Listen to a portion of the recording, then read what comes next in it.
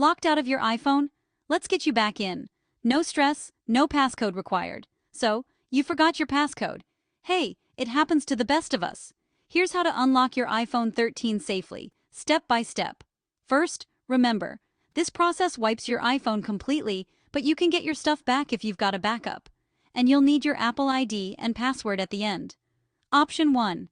If your phone shows "Forgot passcode" or "Erase iPhone," tap it. Follow the prompts, enter your Apple ID, and your phone will erase itself. Just follow the setup steps and restore from backup if you have one. Option 2. No option on the lock screen? Grab another device and go to iCloud.com, find. Pick your iPhone, hit erase, and confirm. Last resort, use a computer.